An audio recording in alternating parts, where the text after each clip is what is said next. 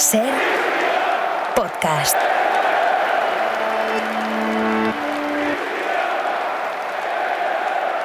Hola, soy Bruno Alemán y estás escuchando Replay, el daily de la Eurocopa del equipo de Play Fútbol. Día 2 del podcast, jornada 2 de la Euro, el día del gran susto. Por suerte quedó en un susto de Christian Eriksen. Haremos un replay del Bélgica 3, Rusia 0 y del gran partido de Bril Embolo en el Gales 1, Suiza 1 de la mano de Albert Murén. Pero anoche pasó algo que no olvidaremos y que evidentemente hay que empezar por ahí.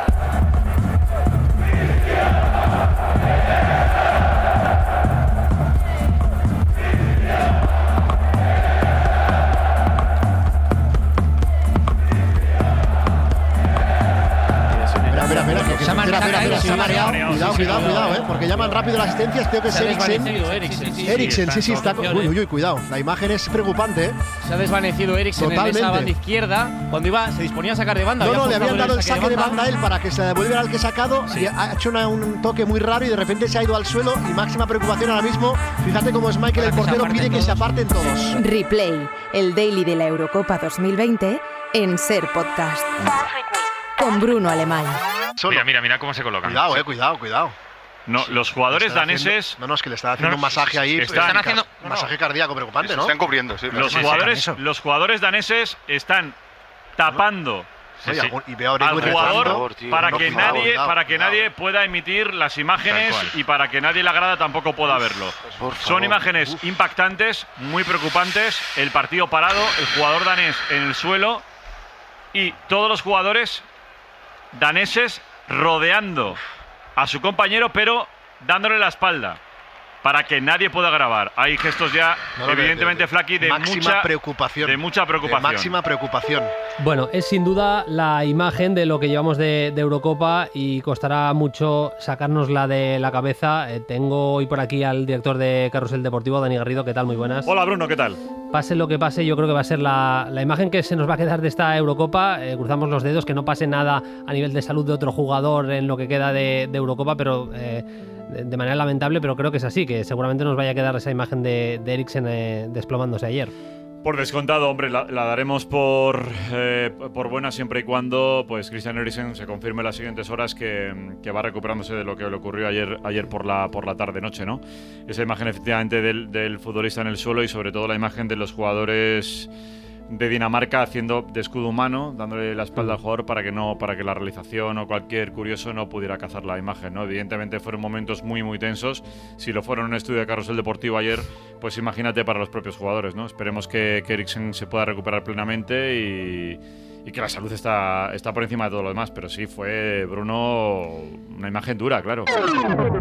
Perdona, oficial, Dani, Flaky, oficial UEFA, pero fíjate cómo arranca el comunicado UEFA después de la petición de los jugadores de ambos equipos.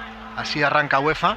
La UEFA ha acordado reiniciar el partido entre Dinamarca y Finlandia esta noche a las 8:30. Se acaba de anunciar, de hecho, por megafonía en el estadio. Se jugarán los últimos 4 minutos de la primera mitad. Después habrá un descanso de 5 minutos en la media parte para continuar con la segunda. Después de la petición de los jugadores de ambos equipos, UEFA acuerda reiniciar el partido a las 8:30 con ese formato, 4 minutos de la primera parte, que faltaban 5 de descanso y toda la segunda. Sí, hay una clave y incidías en ella ayer en Carrusel, y es que los jugadores aceptaron que se disputara el partido ayer por la noche, pero lo aceptaron porque la alternativa que tenían era que se disputara hoy a las 12 de la mañana. Al final estaban, con perdón, y no sé si es la mejor expresión, pero era susto o muerte. O sea, era una opción lamentable en cualquiera de los dos casos, Dani. Sí, a mí no me parece de recibo que la UEFA insista en ese comunicado, que los jugadores toman la decisión de continuar. Vale, los jugadores toman la decisión de continuar, al margen de que después el seleccionador dijo que quizá no fue lo idóneo y que Kjaer le pidió el cambio porque estaba en shock. Lo cual demuestra que, bueno, ahí hubo diferentes pareceres, que la UEFA diga eso, pero que no diga que la alternativa era a las 12 de la mañana. Si me dices que, oye, a los daneses les han dicho que o juegan hoy y que si no quieren jugar hoy, pues no pasa nada porque se busca un hueco el día siguiente o en 48 horas. Lo puedo entender. Al igual que no entiendo por qué hay un protocolo, que me parece bien, un protocolo COVID para, si hay un brote, aplazar ese partido 48 horas. No entiendo que no haya, digamos, un protocolo para situaciones no relatadas exactamente, pero sí de emergencia. Claro.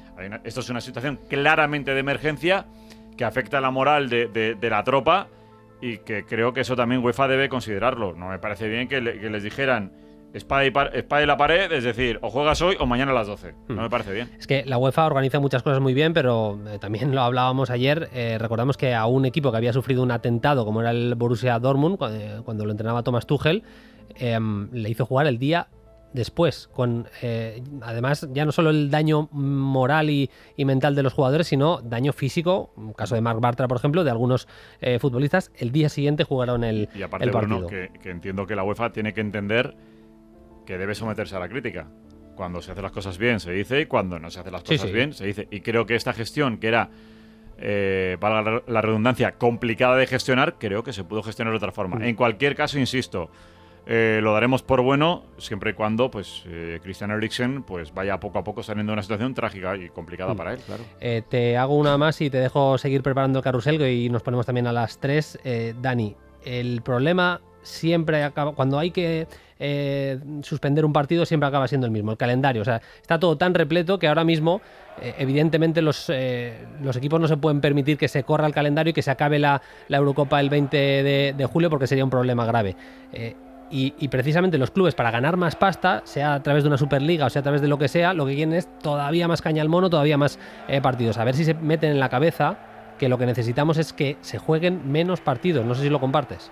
Sí, lo comparto. Lo que ocurre, Bruno, es que yo creo que todos formamos parte del mismo circo, ¿no? Y meneas el arbolito y yo creo que no nos conviene. Y todos queremos UEFA Nations League, y todos queremos fechas de preparación para una Eurocopa o para un Mundial, y todos queremos amistosos guapos, y todos queremos una Copa del Rey más democrática, pero a base de pues bueno, jugar más partidos. Es decir, que queremos fútbol a todas horas, está muy bien, lo disfrutamos, más allá de que algunos partidos tengan menos calidad que otros, pero yo aquí no solo responsabilizo a UEFA y a FIFA y a los clubes, sino que yo creo que todos los que rodeamos en el mundo del fútbol participamos un poco de lo mismo, ¿no? Y hombre, obviamente está todo muy apretado y las fechas que quedan son siempre muy reducidas. Yo ahí tengo una pedrada importante, pero creo que habría menos lesiones y por tanto habría seguramente fútbol de más calidad si hubieran menos partidos.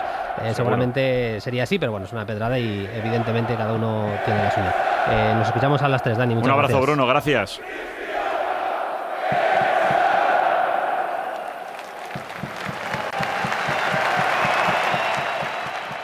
Replay. ¡Ojo! ¡Remate! ¡Gol de Finlandia! ¡Gol de Poyampalo! Un solitario gol de Poyampalo le da la victoria, le dio los 3 puntos a la selección de Finlandia. Dinamarca 0, Finlandia 1, pero la verdad es que el fútbol fue lo de menos en el Parken de Copenhague en el día de ayer. Ahora hacemos un replay del Gales 1, Suiza 1 y atención de uno de los primeros grandes partidos de una selección candidata del Bélgica 3, Rusia 0. Abre para Meunier en el salón para adentro. De exterior en conducción, que bien Meunier, qué buena pelota para Lukaku para el tercero. Gol. Delantero top, Gol. Va, Romelu, con la derecha además. Lukaku. Es Romelu Lukaku, que fue el protagonista de esa victoria de Bélgica por 3-0 en ese partido contra Rusia. Venía con problemas la selección belga, jugadores muy importantes, jugadores clave, como es el caso de Kevin De Bruyne y Axel Witsel, eran baja en ese primer partido de debut de la selección belga, y otros, como es el caso de Eden Hazard, estaban en condiciones no aptas para jugar 90 minutos. Pese a eso, la verdad es que la actuación fue súper convincente. Hoy hacemos el replay de la mano de Albert Muren, ya le conocéis todos, @EUMD en Twitter, una referencia para esta gente que habla del balón. Hola Albert, ¿qué tal? Muy buenas, ¿cómo estás? ¿Qué tal, Bruno? Pues un placer pasarme por aquí, que siempre apetece hablar de fútbol, y esta Eurocopa que ha empezado así tan animada y con tantos puntos de interés, pues más todavía. Es el turno de hablar de esta selección de Bélgica. Te leí en un tuit ayer que es una selección muy completa. Fíjate, yo hacía referencia también en las últimas semanas a que es un equipo que te puede matar con una bomba, con una pistola, con una arma blanca, si no se lleva veneno también para matarte, porque es un equipo que hace daño en transición, que en ataque estático también es súper capaz, ya lo vimos por ejemplo en el día de ayer, pero además es un equipo muy potente también en las jugadas a balón parado. Realmente es una selección, lo que decías en el tuit, muy muy completa. Sí, da la impresión de que es un equipo muy versátil en su plan de inicio, que se puede adaptar a muchos tipos de partido diferente, pero es que además en el banquillo Roberto tiene recursos no ya de calidad, sino además diferentes para ir adaptándose a los distintos partidos y a las diferentes situaciones.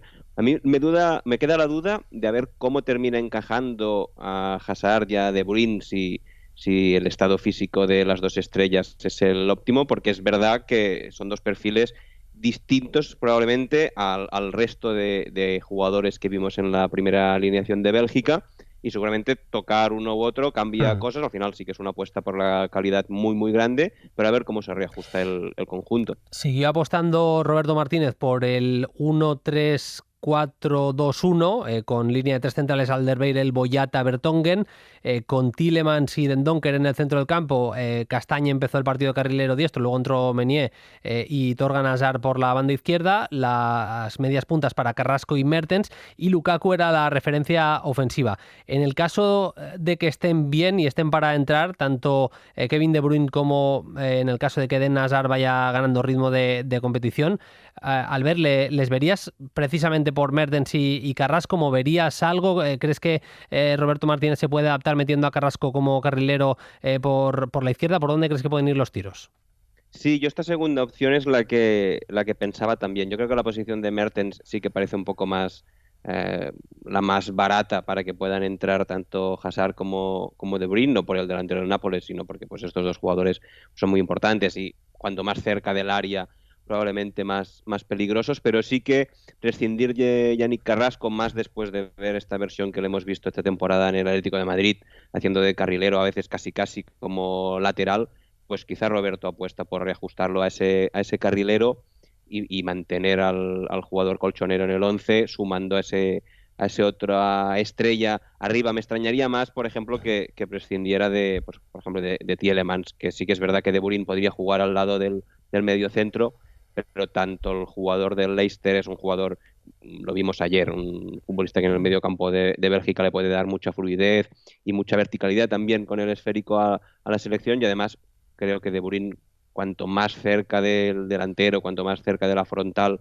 es un jugador que se puede aprovechar mejor, y con solo al lado de un mediocentro quizás se reduce un poco esa versión de la estrella del Manchester City.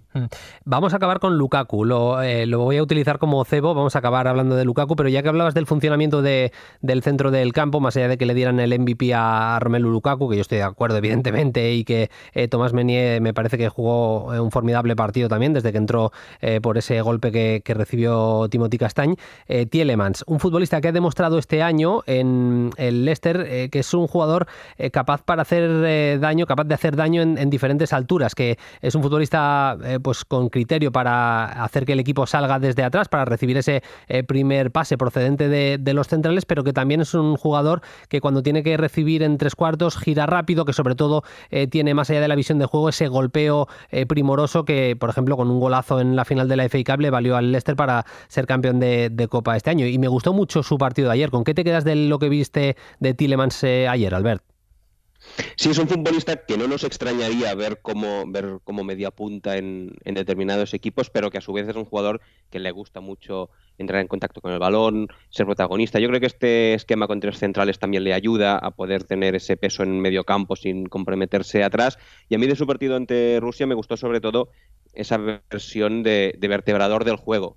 Faltaban Hazard, faltaba De Bruyne, que seguramente sean esos otros futbolistas que le discutan esa batuta a Tielemans, pero en ausencia de ellos me pareció ese jugador un poco pegamento, ¿no? El que juntaba las piezas, el que dirigía el juego, pero ya digo, además con un sentido de verticalidad, de ritmo, no el típico cerebro más pausado, más horizontal, sino que en esta Bélgica que le gusta correr, que le gusta ser vertical, ese punto de ritmo alto, pues Tielemans no solo aportaba el puntito de pausa, sino que además se sumaba a esa ola más agresiva. ¡Ojo Lukaku!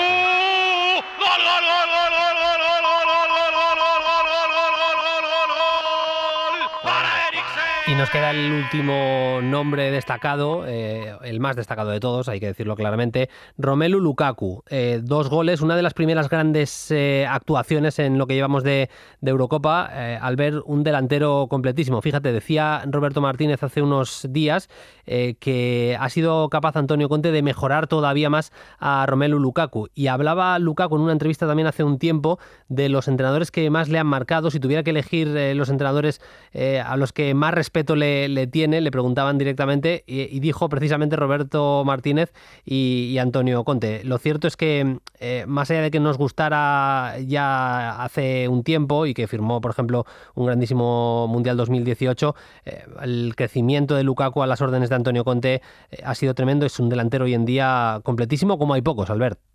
Y muy condicionante, además, es un tipo de delantero que obliga a la defensa rival a estar muy pendiente de él, pero es que además, digamos, su efecto es muy versátil, puede hacer muchas cosas. Tú ves a Lukaku así tan grande, tan fuerte, y te imaginas que es un delantero, pues es que sobre todo puede ser peligroso en el área, jugando de espaldas, pero es que después es un jugador que tiene caídas a banda, que tiene movimientos de apoyo, que tiene ruptura. Realmente es un jugador difícil de defender porque no lo puedes defender de una única forma.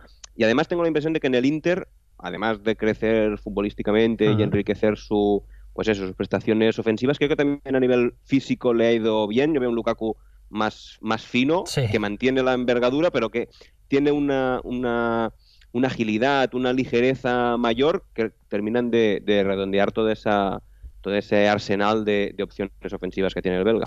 Lo comentábamos ayer, se le ve, es así, más fino, y acabamos viendo una versión mucho más completa de Lukaku, capaz de hacer daño a la contra, pero también de asociarse, de ser más ágil en acciones que necesitan velocidad. El gran protagonista de la victoria de Bélgica por 3-0 contra la selección de Rusia. Nos toca hacer el replay del Gales 1, Suiza 1.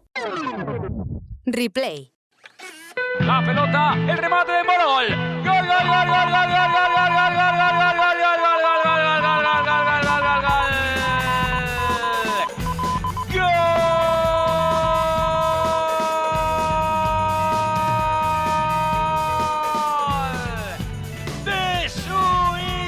Un partido marcado seguramente por una Suiza que quería llevar la iniciativa en el juego. Lo escuchamos ahora en el sonido. A mí me encantó el partido de Bril Mbolo, del futbolista de origen africano de la selección de Suiza. Un jugador que empezó a destacar muy prontito en la Champions. No sé si lo recuerdas, Albert, pero fue noticia en todo el mundo porque jugando con el Basilea marcó cuando todavía era menor de edad. Marcó teniendo tan solo 17 años. Era uno de los 8 jugadores que hasta ese momento había marcado. Le augurábamos un futuro brutal. Es verdad que no ha cumplido con esas expectativas, pero es un futbolista, como se vio en el día de ayer, que en el remate igual yo creo que tiene margen de mejora a la hora de ser frío de cara a la portería. Yo creo que ahí mejoraría clarísimamente sus cifras, pero que en otros aspectos del juego te da muchísimo. Mira, ahora que hablábamos de cómo Lukaku se ha afinado físicamente, seguramente Mbolo es el caso opuesto, ¿no? De un jugador, hablabas tú ahora, en su etapa más joven, un jugador más eléctrico, un jugador más ágil. Seguramente ahora es un delantero más robusto, con más cuerpo, pero que esa lectura del juego la ha seguido acompañando. Es verdad que técnicamente en el gesto final probablemente tenga allí un margen de crecimiento, pero sí que es un jugador, yo creo que entiende muy bien el juego, y se demostró ayer en ese partido contra Gales. Me pareció que, además de ser el protagonista por el gol, es el que más rápido detectó cómo dar las soluciones a esa Suiza, que sí que quería llevar el balón contra un Gales más replegado, pero que a mí me dio la impresión de que tenía un vacío entre esa pareja de 2 mediocentros que pone Suiza en su medio campo y esos prácticamente 3 delanteros, porque Shaqiri es verdad que empezaba como media punta, pero después era un jugador que aparecía muy, muy arriba. Yo creo que allí Suiza tenía un vacío que Mbolo rellenó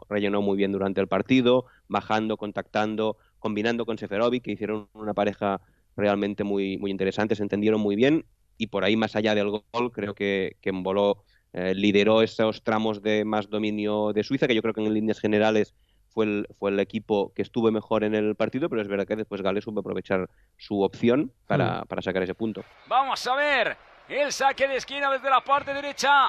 Lo va a botar el equipo de los Dragones, defendiendo a Suiza, que se está pegando un tiro en el pie. La pelota va a quedar en la frontal. El balón tocadito. ¡Golazo! ¡Gol, gol! ¡Gol, gol, gol, gol, gol, gol, gol, gol! Yo creo que el cambio de Zakaria, siempre lo decimos esto los periodistas, pero a mí me dio la sensación que ayer fue realmente así. Cambia Zakaria y se va Shaqiri, más allá de que estoy con Albert, que el partido de Shaqiri no fue brillante ni mucho menos. El mensaje era de echarse un poco hacia atrás y la reacción fue esa. No sé si fue solo por el cambio, tuvo más o menos incidencia esa sustitución, pero acabó metiéndose muy atrás y claro, a un equipo que tiene un delantero como Moore, que de cabeza te las arrasa todas, y jugadores peligrosos en el último tercio de campo, pues le acaba llevando más peligro. Así fue y así acabó empatando una selección de Gales en la que me apetecería, para cerrar, Albert, hablar de Gareth Bale. Con el partido de ayer, si no me equivoco, son 11, creo que no me equivoco, partidos de Bale sin marcar con Gales. ¿Por qué lo digo? Porque es que el planteamiento de ayer de la selección galesa, metidos tan atrás, Bale ya no está para 90 minutos correr en transición sin parar. Tiene 3-4 carreras muy buenas por partido, pero no le pidas muchas más. Y daba la sensación que le estaba ganando terreno Daniel James a Gareth Bale, siendo el futbolista más peligroso en transición de la selección de Gales. Es decir, si va a seguir jugando así Gales, no auguro una Eurocopa demasiado boyante para el futbolista del Real Madrid. Y sobre todo un Bale tan en banda. Yo recuerdo la última Eurocopa de Bale con Gales, que fue un auténtico espectáculo. Veíamos un Bale más parecido al de su primera etapa en el Tottenham, más libre, más centrado, más descargado de ese trabajo que está haciendo, que es verdad, cuando Gales repliega, como vimos ayer contra Suiza, pues Bale como delantero de banda termina casi pegado a su lateral. Y entonces sí que es verdad que esa es una versión que se la vimos en el Real Madrid de Ancelotti, por ejemplo, cuando replegaba en ese 4-4-2 y Bale tenía el físico y tenía el despliegue para, desde esa posición de volante, por decirlo así, terminar en el área rival. Es verdad que ahora sí Bale seguramente sea más complicado de ver, y en cambio una versión de Gareth más liberada, más prácticamente media punta, segunda punta, le podría ir mejor. Yo creo que en el partido contra Suiza mejoró con el cambio de banda del segundo tiempo. Hablabas ahora de ese cambio de Shaqiri en Suiza, de cómo quizá le mandó el mensaje a Suiza de replegar. Seguramente para Gales también el gol en contra supuso un impulso para irse más arriba, y juntado con ese Bale ya en banda izquierda, centrándose, aprovechando el partido de Davis por la izquierda, que sí fue más protagonista. Yo creo que ahí mejoró la versión de Gareth Bale. De hecho, produce alguna ocasión de peligro cerca de la frontal, pero es verdad, un Gareth Bale anclado en banda derecha, en un Gales que repliegue, está muy lejos del área y probablemente ya no tenga la capacidad para seguir influyendo arriba, recorriendo tantos metros. Ayer Vicente Muglia analizando el Italia 3, Suiza 0. Hoy el lujazo también de Albert Muren haciendo el replay del Bélgica 3, Rusia 0 y del Gales 1, Suiza 1. Muchísimas gracias, Albert. Un placer, un abrazo. A ti, Bruno, por la invitación. Un abrazo grande.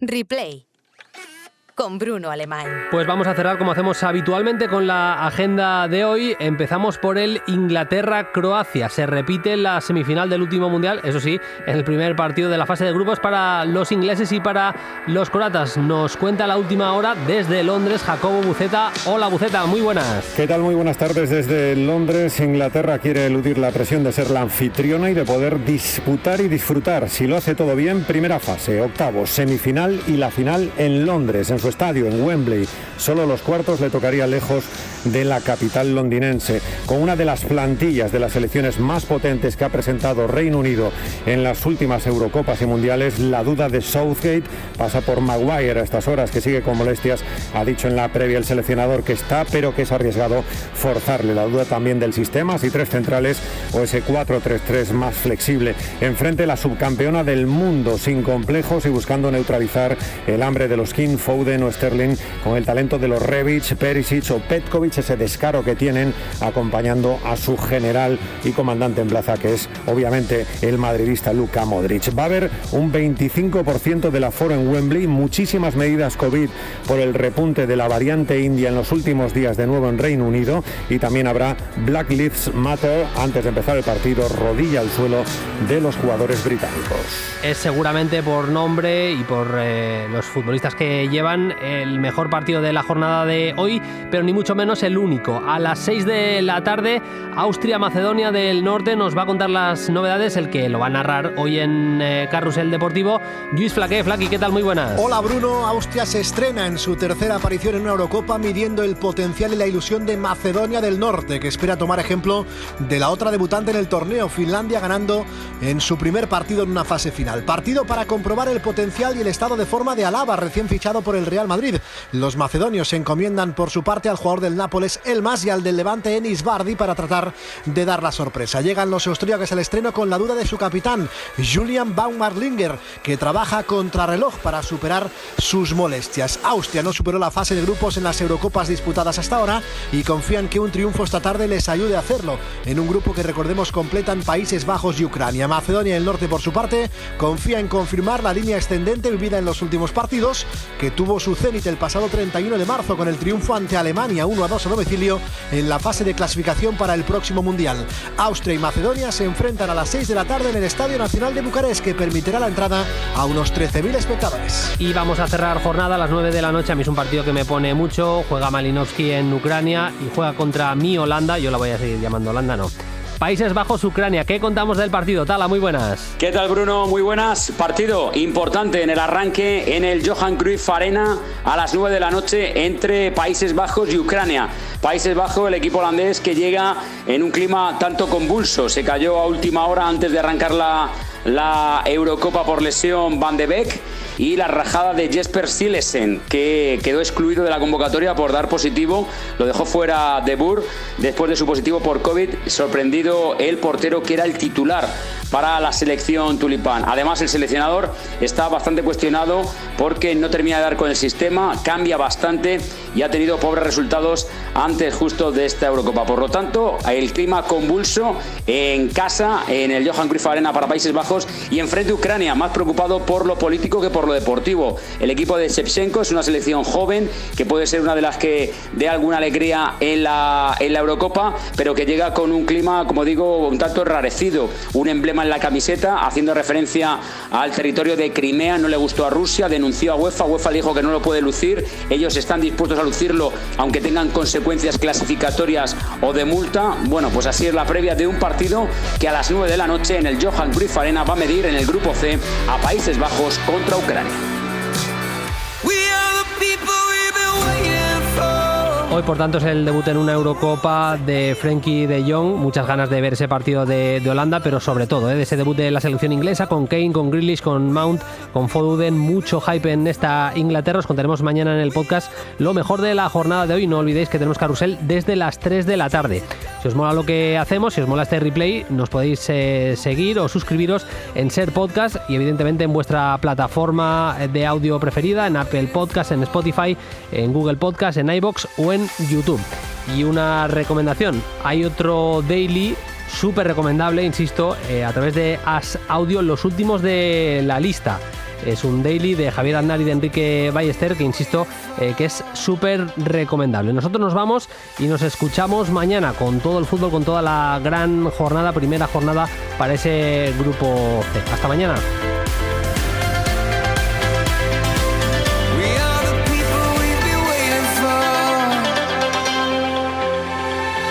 Esto es Replay. Escucha todos los días a las 9 de la mañana el mejor repaso de cada jornada de la Eurocopa y aprovecha para seguirnos y suscribirte a Play Fútbol, Carrusel Deportivo y El Larguero en Ser Podcast, Apple Podcast, Spotify, iVoox o tu plataforma de audio favorita. Cadena Ser. La radio.